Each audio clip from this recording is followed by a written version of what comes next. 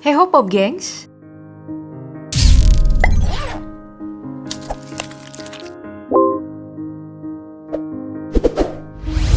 Setelah membahas banyak hal tentang pernikahan, seperti momen akad nikah tidak terlupakan, kehadiran mantan saat pernikahan, hingga pernikahan dari cinta buta, Daftar Populer kembali memberimu info seputar hal yang berbau pernikahan.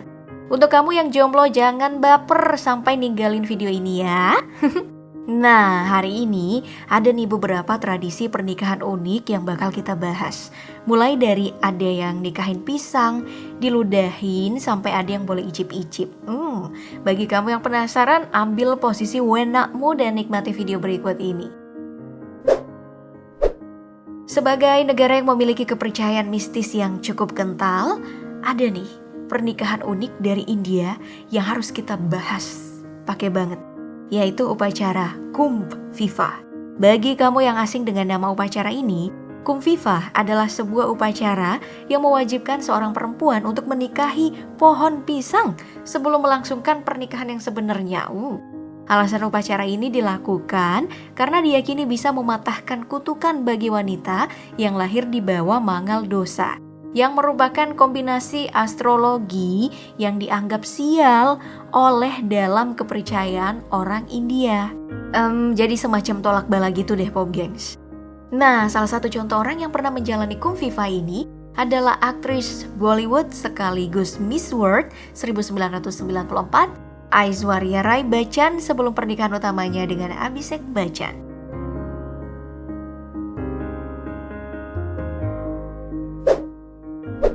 Kemudian bagi kamu yang gak suka dengan hal yang jorok, tradisi yang berasal dari suku Maasai Kenya yang satu ini, tentu bakal buat kamu rasa geli banget. Gimana enggak, dalam tradisi orang Maasai, seorang ayah pengantin perempuan diwajibkan untuk meludahi dada dan kepala putrinya sesaat setelah pernikahan berlangsung. Iya, emang jorok, namun persoalan ludah-meludah memang bukan hal yang tabu di masyarakat Maasai ini. Karena selain pernikahan, prosesi adat ini juga datang dalam berbagai upacara, seperti kelahiran bayi, bahkan bertamu kepada orang yang lebih tua. Tapi ini sih lebih mirip menyemburkan air ya, yang juga lazim di beberapa kebudayaan Nusantara. Sembur.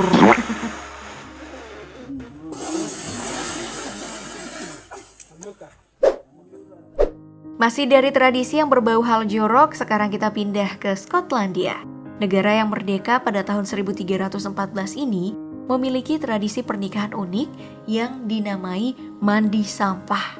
Biasanya mandi sampah ini dilakukan sehari sebelum pernikahan dalam bentuk kejutan. Secara teknis, kedua pengantin ini bakal diarak di tengah kerumunan kerabat, lalu disiram dengan berbagai hal kotor seperti air comberan, sampah makanan, bahkan bir. Nah, perlakuan nan aneh ini ternyata diyakini orang Skotlandia untuk mengusir roh jahat. Kalau di Indonesia sih hal ini bukan untuk nikahan, tapi biasanya sih buat ngerjain temen yang ulang tahun ya.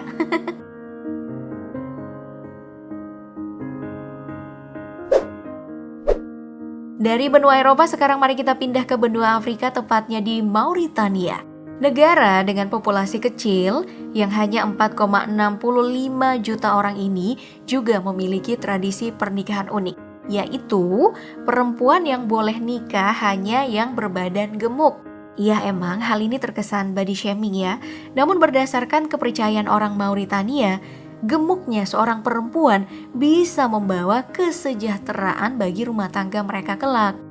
Makanya, saat seorang perempuan di Mauritania mencapai dewasa, mereka bakal dipaksa makan gandum dan juga minum air sebanyak mungkin tiap hari agar bisa nikah. Lihatnya kok jadi sedih ya.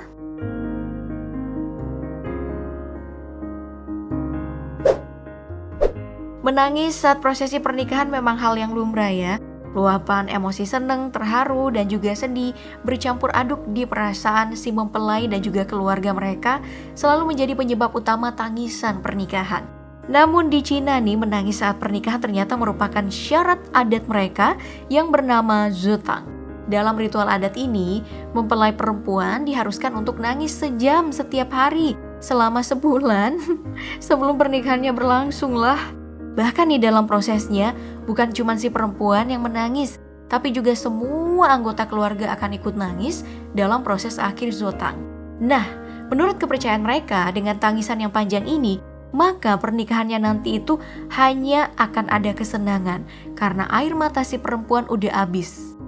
Bagi kamu yang cengeng, pas banget ya buat kamu.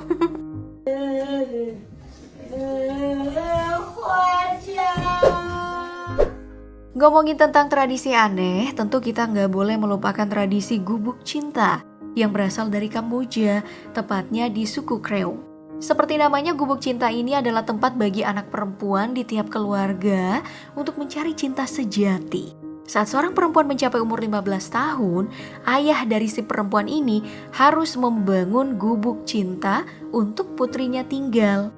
Di gubuk cinta inilah nantinya si perempuan akan menerima pria dewasa lainnya untuk menginap, bahkan melakukan hubungan yang lebih intim. Emang terdengar aneh ya, namun dalam kepercayaan mereka nih, aksi icip-icip ini diperuntukkan agar si perempuan bisa menemukan cinta sejatinya secara mandiri dan tidak lewat perjodohan. Hal ini tuh juga bisa dipercaya membuat rumah tangga si perempuan bakal lebih harmonis. Tapi kok rasanya malah cewek yang jadi rugi ya?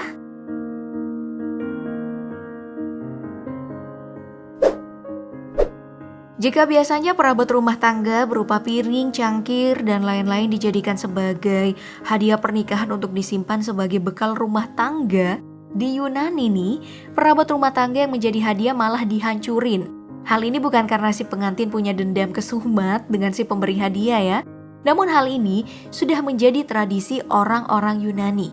Bunyi keras dari suara piring dan cangkir yang pecah diyakini bisa mengganggu roh jahat dan membuat mereka terusir dari lokasi pernikahan. Ya, untung aja hal ini terjadi di Yunani. Kalau terjadi di rumah aku, mama di sini bakal marah besar. Pecahin satu piring aja udah dimarahin siang malam, apalagi kalau lusinan, hitung sendiri dah tuh.